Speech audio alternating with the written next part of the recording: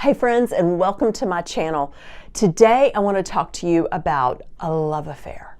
Would you describe your marriage as a love affair? You know, for many years I never would have described my marriage as that at all. But you know what? I can now. How? Let's find out. Many years ago, my friend and mentor, her name was Susie. She was old enough to be my mother. I remember her describing her marriage as a love affair. And this was a woman who had been married close to 50 years. And I remember thinking, how do you do that?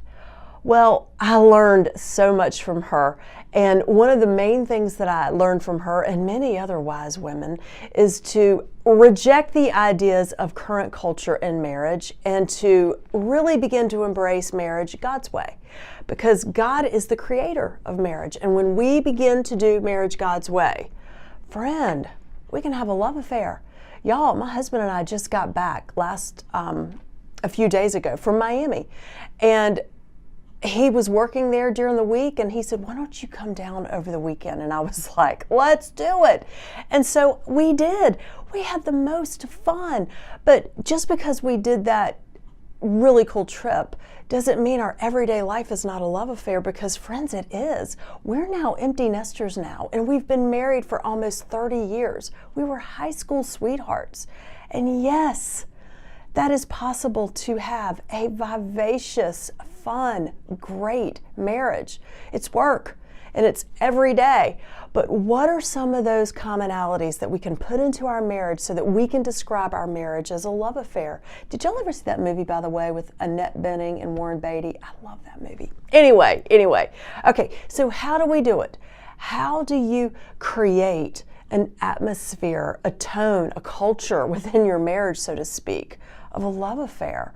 Well, the very first thing is you have to reject the world's way of doing marriage and put God first. And I'll be completely honest and transparent with you. I do this better than my husband does, but he's coming along, let me tell you. And all it takes is one. All it takes is one to start putting God first and to start seeing the ways that God does marriage. And let me tell you, they work. Okay, number two. Number two is I put him first.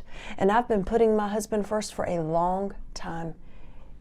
He comes first above other relationships, not my relationship with God, but my friendships with other people, relationships, I don't know, above my work. My husband comes first.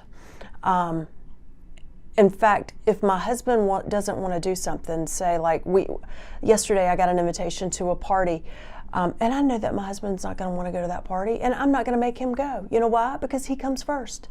If it was really necessary that we go to that party, then I would drag him. But I don't even have to drag him, because I don't make it a custom of dragging him. I don't make him do things that he does not want to do.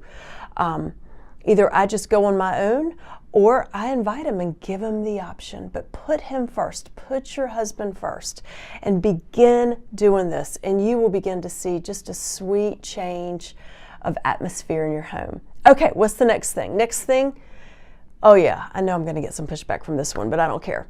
You have to allow him to lead. God's design for the marriage is for your husband to be the head of the household. And y'all, we live in a culture that says that the woman is to lead in everything, but that's not God's way. And listen, while I'm even saying this, I am taking for granted that you are married to a good guy, that you're married to a man that is not like a dictator, or that doesn't try to boss you around, or doesn't try to get you to do immoral or illegal things. So I'm just taking that for granted, okay? You married the guy. I'm taking for granted that you're not married to a perfect guy, but a good guy. It is God's design for him to lead. And what that looks like in my home is beautiful, because yes, I allow my husband to lead, but it's not an issue in our house.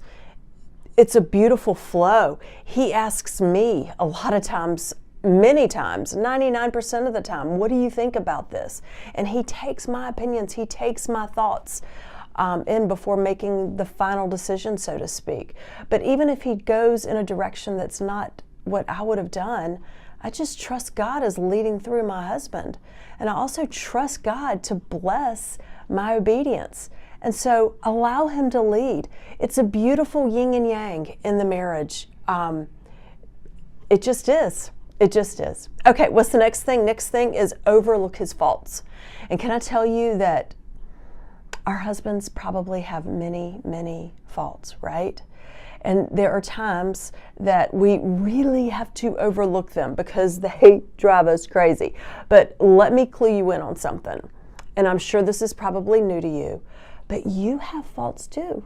And I do too. And so whenever I am cringing at some of his habits or some of his faults, I have to begin to think, okay, so what are the things that I do that probably drive him crazy? And I can name some for you right now that I do that probably drive him crazy.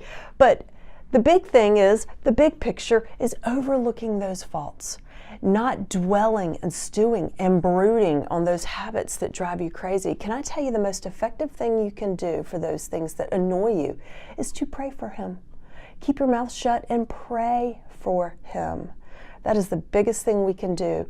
That is opening the door for God to move and to work in your home and in your marriage. Okay, what are the next things? Is you have to create moments and evenings of fun. Good food. Listen, men love food. And so I am very intentional with what we have for dinner at night. I'm very intentional to plan meals that he loves. I'm very intentional to plan evenings out just for us to have fun. And that goes a long way in your marriage. You have to remember the days that you dated and rekindle those moments.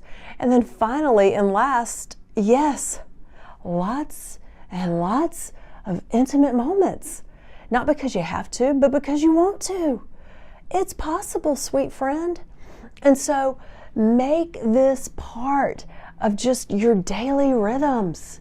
Because when you do, dear friend, you too can have a love affair.